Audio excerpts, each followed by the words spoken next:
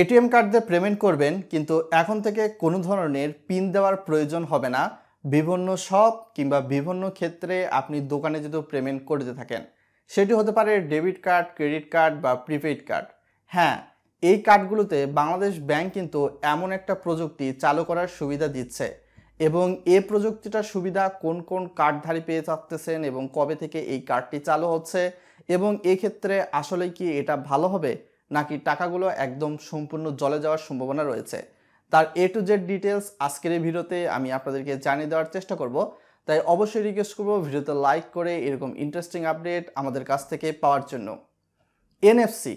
NFC অর্থ হচ্ছে near field communication. এই প্রযুক্তি কিন্তু ইতিমধ্যে শুধুমাত্র বাংলাদেশের সকল ব্যাংকের ক্রেডিট কার্ডগুলোতেই চালু ছিল, কিন্তু বাংলাদেশ ব্যাংক গত কয়েকদিন আগে একটা নতুন সার্কুলার প্রকাশ করেছে, যার ফলশ্রুতিতে শুধুমাত্র ক্রেডিট কার্ড নয়, এখন থেকে ডেবিট বা প্রিপেড কার্ডগুলোতেও এই প্রযুক্তি চালু হতে যাচ্ছে। এবং কিভাবে বুঝবেন আপনার কার্ডে এই প্রযুক্তিটা ইতিমধ্যে চালু রয়েছে, অথবা যারা কার্ডধারী কিংবা কার্ড নিতে যাচ্ছেন তারা কিভাবে বুঝবেন যে এই কার্ডে এনএফসি প্রযুক্তি চালু রয়েছে।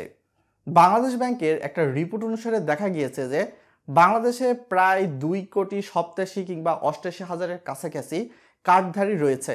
সো বুঝতে পারতেছেন বাংলাদেশ ব্যাংক এরই প্রেক্ষাপটে কিন্তু ডেবিট কার্ড এবং প্রিপেড কার্ডে এই প্রযুক্তিটা চালু করার সুবিধা দিচ্ছে। যদিও পূর্ববর্তীতে এই প্রযুক্তিটা ক্রেডিট কার্ডে চালু ছিল, কারণ ক্রেডিট কার্ড দিয়ে দেখা হচ্ছিল যে এই প্রযুক্তিটা বাংলাদেশের মানুষ ব্যবহার করতে পারে কি পারে না।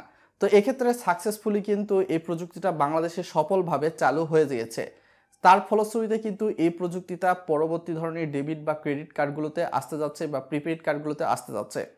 বাংলাদেশ ব্যাংকের একটা রিপোর্ট অনুসারে দেখা গিয়েছে যে ডেবিট কার্ডধারীর সংখ্যা প্রায় 2,55,74,668 জন, আর ক্রেডিট কার্ডধারীর সংখ্যা প্রায় 18,88,923 জন, আর প্রিপেইড কার্ডগুলোর সংখ্যা হচ্ছে 11,98,452টি।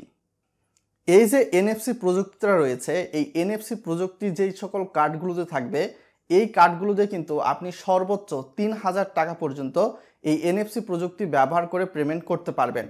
বাট এর উপর যখন চলে যাবে সেই ক্ষেত্রে কিন্তু অবশ্যই অটোমেটিকলি বর্তমান সময়ে যে ধরনের প্রযুক্তিতে আমাদেরকে পেমেন্ট করতে হয়, সেই প্রযুক্তির মাধ্যমে কিন্তু আমাদেরকে পেমেন্ট করতে হবে। বাংলাদেশ ব্যাংক তাদের সার্কুলারে এটাও কিন্তু বলে দিয়েছে। এবং এই কার্ডগুলোতে সাধারণত 2 স্তর বিশিষ্ট নিরাপত্তা থাকবে, যার ফলশ্রুতিতে আপনার কার্ডগুলো থেকে কিন্তু টাকা হাও হয়ে যাওয়ার সম্ভাবনা থাকতেছে না। এবং বর্তমান সময় কিন্তু মোবাইলও কিন্তু সাধারণভাবেই যেই সকল পস মেশিনে একদম কাছাকাছি নিয়ে যাবেন, তাহলে কিন্তু আপনার কার্ড থেকে টাকাটা নিয়ে নিবে পস মেশিন। তো এর মাধ্যমে কিন্তু বাংলাদেশের মানুষ ভালো একটা সুবিধা পেতে যাচ্ছে। এবং এই যে ধরনের কার্ডগুলো রয়েছে, এই কার্ডগুলোতে ইভিএম চিপ নামে একটা চিপ যুক্ত থাকবে। ইভিএম চিপ শব্দের অর্থ কি?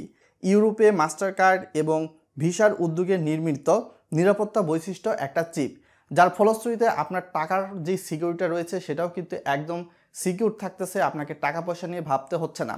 সাপোজ মনে করেন এটি আপনার কার্ড, এই কার্ডে এনএফসি সেন্সর বা এনএফসি প্রযুক্তি চালু রয়েছে।